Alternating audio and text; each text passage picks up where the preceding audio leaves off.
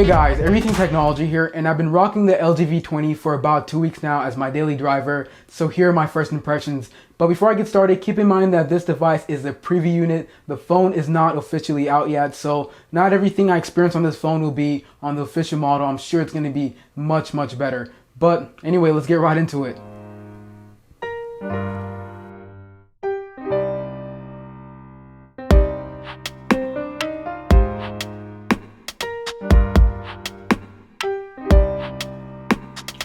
So the LG V20 is a successor to last year's LG V10, a very underrated phone, and I'm sure this is probably going to be just as underrated.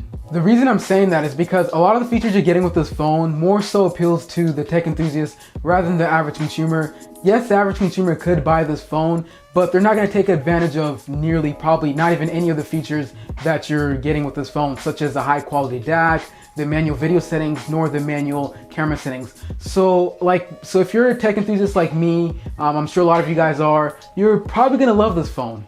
But anyway, for the 2 weeks I've been rocking this phone, for the most part, I actually really like it. Starting with the design, so this still somewhat resembles the LG V10 when you're taking a look at it from the front because it does have those two displays. And as for the back, this definitely resembles the LG G5, not only because of the two dual cameras on the back, but also just because of the overall rounded sides and just the overall feeling of the back. And speaking of how this phone feels, it does feel cheap. It is a fully aluminum body, but it still has that coating that LG puts on it that makes it feel cheap. But for some reason, a lot of tech reviewers have done videos on this phone. They've said that this feels much more premium than the G5, but I completely disagree. This honestly feels just as cheap, but I hope we don't get this with the full retail version of this phone. Just like the LG V10, it does come off, which is great to see because this is a fully metal phone. But to access the micro SD card, as well as the SIM card slot, and even the removable battery, all you have to do is press that button on the side of the phone and the whole back plate should come out. And since I mentioned the battery, this has a 3200 milliamp battery, which is great for a phone around this size, but battery life sucks on here. So I'm getting 7 hours of usage with 2 hours of on-screen, but like I mentioned, this is a preview device, and I'm sure this is gonna get fixed with the official unit through a software update or something like that. Now for the front of the phone, we have a 5.7 inch 1440p IPS LCD panel, which looks really great. Colors are pretty accurate. The whites are a little bit on the blue side, but I personally like that. And of course, since it's a 1440p panel, it's really sharp. And as for that secondary display, I'm a really big fan of it. I don't use the multitasking features on it, but I like the fact that it's always on, so I don't have to turn on my screen every time I want to check for a notification. And that's it for around the device. Of course, I'm going to be more in-depth on the full review of the official unit of this phone, but for now, let's take a look at some of the features of why this phone is going to appeal more so to the tech enthusiasts in the family. So the first feature is the camera, or we can say the cameras. So this has two dual cameras like I mentioned earlier on the back, and then on the front we also have two cameras. I don't know how the technology works, but it looks like there's like one sensor here, but it works like two cameras. I don't know if there's like two different lenses on this one sensor. I mean, I don't know how it works, but it's pretty dope. But anyway, just like the LG V10, these both, four of these cameras or three of these cameras have that wide angle mode in where you get the slightly lower resolution camera to get some wide angle pictures.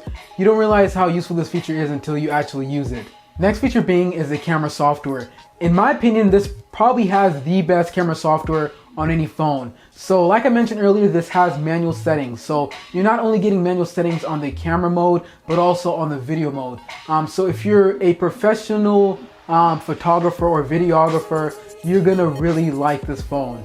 Now after that is the DAC. So if you're an audiophile, you know what I'm talking about, but if you're not, just Google it or something like that. But anyway, this phone has a really high quality DAC. It's able to drive some pretty high-end headphones. I've tried my $300 to even $500 earphone and headphones on this phone, and I put it side by side to just a regular smartphone, and there's actually a somewhat noticeable difference. And last but not least is the mic, or we can say the mic. So this phone has multiple mics, and they're good quality mics. And I applaud LG for that because I feel like every phone should have some good quality mics. I mean, phones are made for phone calling, right? But here's a quick audio test of how the microphones sound on this phone. Alright guys, so this is completely untouched audio straight out of the LG V20. Judge how it sounds. Anyway, that's gonna do it for this video. I hope you guys did enjoy it. Be sure to stay tuned for my full review on this device when I do get the official unit. But as always, thumbs up if you enjoyed. Comment down below if you have any feedback, and check me out on my different social media sites. You can find me on Instagram and Twitter at EverythingTech5, and you can find me on Snapchat at VictorComeOn1, or you can scan my snap code right here somewhere. Yeah, talk to you guys in the next one. Bye.